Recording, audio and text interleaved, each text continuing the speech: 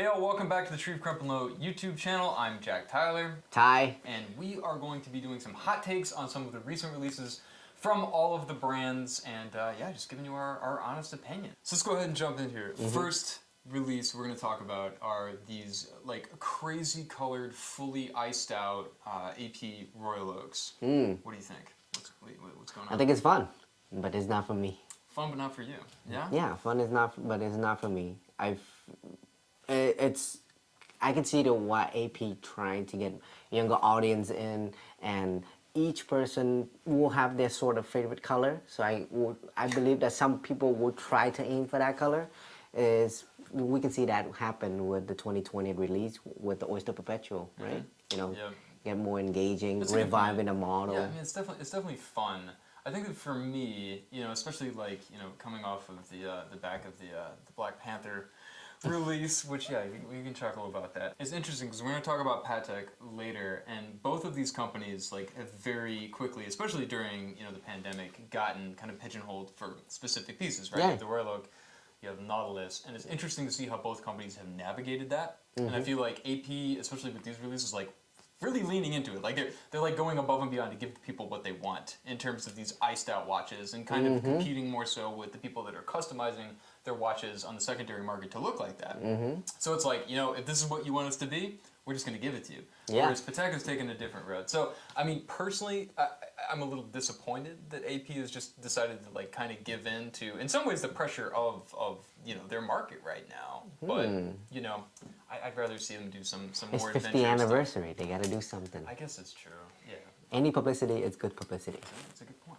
So in many ways, like optics-wise, you know, I'd say like pop culture-wise, the opposite of AP, Omega just released two really, really incredible watches, kind of like, you know, slapped the watch community on their faces and was like, yeah, we can still make incredible stuff. So what Omega has done here is when you stop the chronograph hand, if you're timing something, there's another button on the watch that it's adorable. It has this little like music note on it, and you press it, and there's two gongs inside that are going to chime, just ridiculous. So Tai, out of the two, which is your favorite?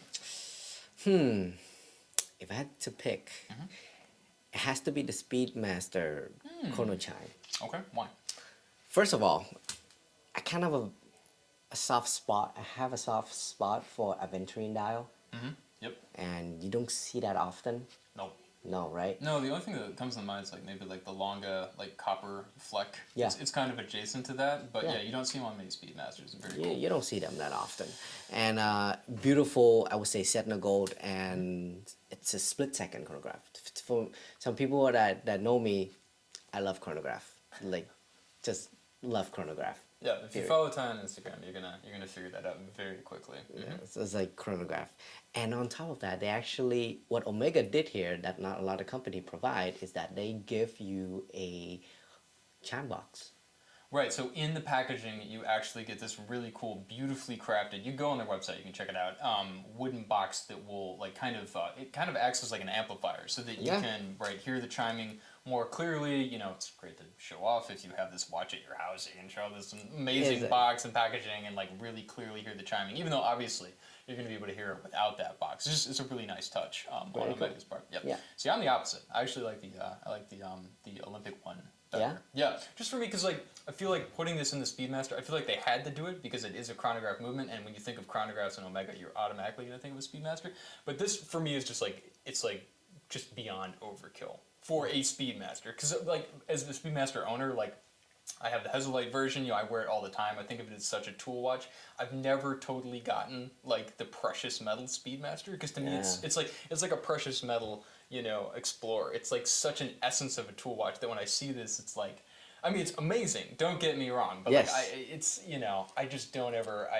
It just looks so cool. It does so cool. I like it the Olympic one. I think the Olympic one for me has the spirit of this complication a little bit more encapsulated. Kind of bring that to its age, I would say. Yeah. Yep, for sure. Cool. All right, so moving on, we have several new releases from Patek. Some, I would say, are incredibly exciting. Some are maybe a little bit more, you know, we kind of saw it coming. And speaking of which, the 5811G, which is basically a white gold reissue of the 5711, which was discontinued last year, much to everybody's dismay. But what were you surprised? Were you, yeah, how did you feel about it? Not surprised. Okay. But but not surprised because I feel like when Mr. Stern, Theory Stern, told that hey the 5711 will be discontinued and then something else is going to replace that. I wouldn't expect that he will completely discontinue the 5711, but just gonna eventually come out with something else so that the Nautilus name itself as a household will stay within the Patek family for a Yeah, while. it's So, too yeah. iconic of a design for them It's to, too iconic, so, like, completely yeah. discontinued it. But I remember there was an interview that he did where he talked about how, and interestingly compared to, again, what we were talking about earlier with AP, where he talked about how, Patek is not a steel sports watch company.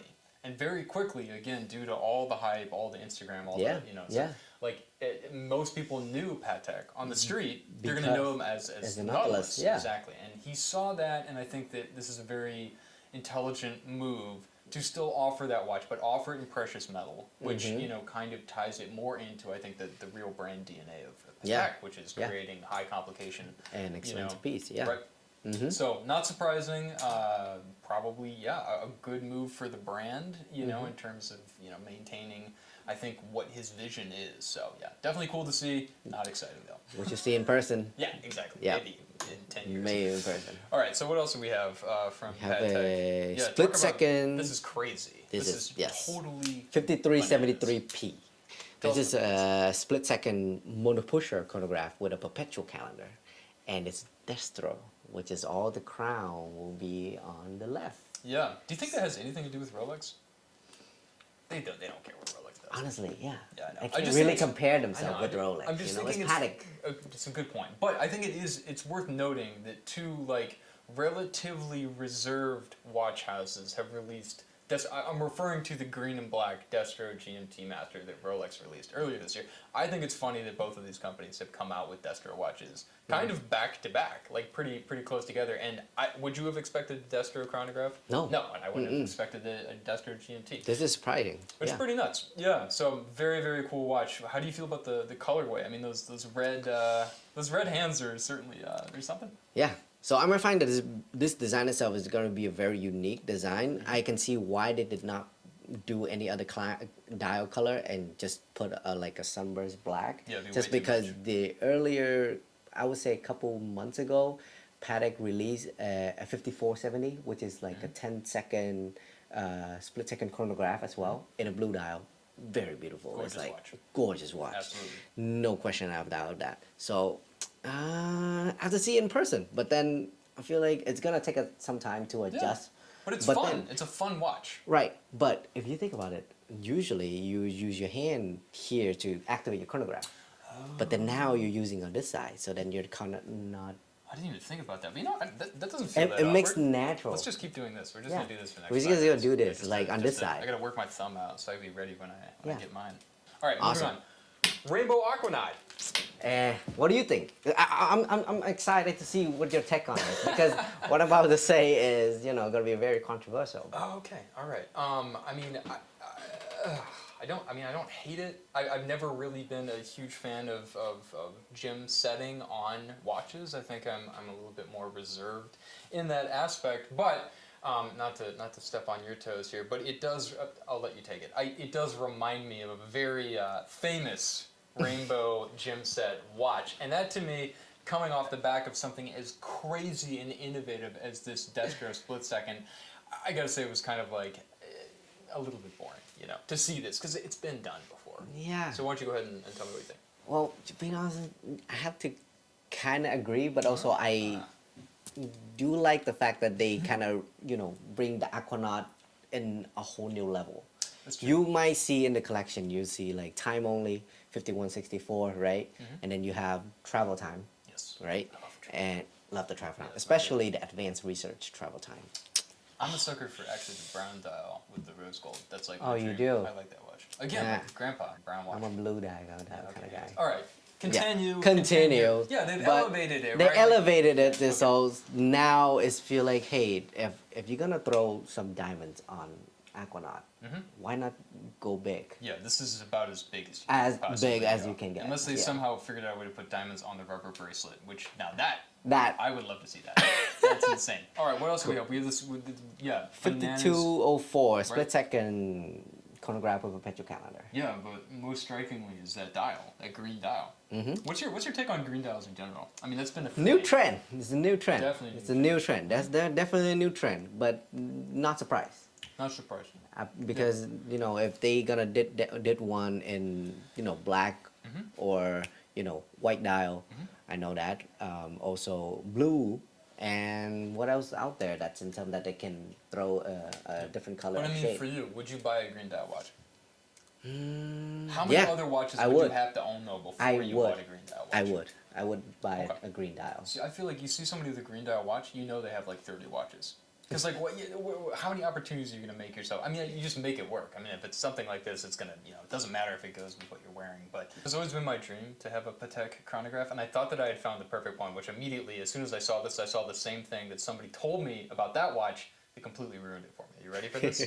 I'm so sorry to do this for you. So the 5172, it's a salmon dial dual register chronograph that came out earlier this year. That one blew my mind. I was like, literally, you were going to find me in a bathtub with ice, missing a kidney, because I would do anything to get that watch in my collection. I really Anything. Okay, almost anything. Anyway, so well, one of my friends is like, have you noticed that the registers for the running seconds and the minutes are sitting below the center line of the watch? So if you like divided the watch up in half between like the 9 o'clock and the 3 o'clock, they are not level. They're below it. And it's the same thing on this one. And now I can't unsee it. And for some reason, my OCD, it just drives me crazy. It just looks unbalanced. I know it's crazy to say about a Patek, but do you see it now? What do you think? Damn. Ah! Now I can't unsee it. Well, you can tell your wife I saved you a lot of money. All right, moving on. What else do we have? Yes, this is point. crazy. Speaking of salmon dials, which I have a huge soft spot, the self-winding world timer flyback chronograph. Yeah, what do you think? I love it. First of all, it's a flyback chronograph. I love to play with it. Amazing. Love it. Second thing, we have world time. I mean, when we talk about world time watches in terms of like dress watches, who does it better? Nobody except Patek, right? That's true. They're Right? the OG. They are the OG. For I mean, like, how the dials like. Remember those model that like dress watch from Patek? They're like have enamel in the center.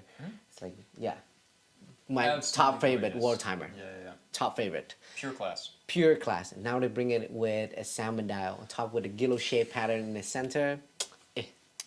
It's amazing. Yeah. I love it. Speaking of balance, this, in my opinion, for Yes. the amount of information that is on this dial, Yeah. and I have seen other world timers from other brands that we will not mention that have the city names on them kind of in reference to this style, and it always looks way too busy. It looks like, you know, I'd rather just have a GMT at that point. But this is perfect. It's a fantastic piece. So I think Beautiful. that for me, out of everything that's come out, that's my favorite piece.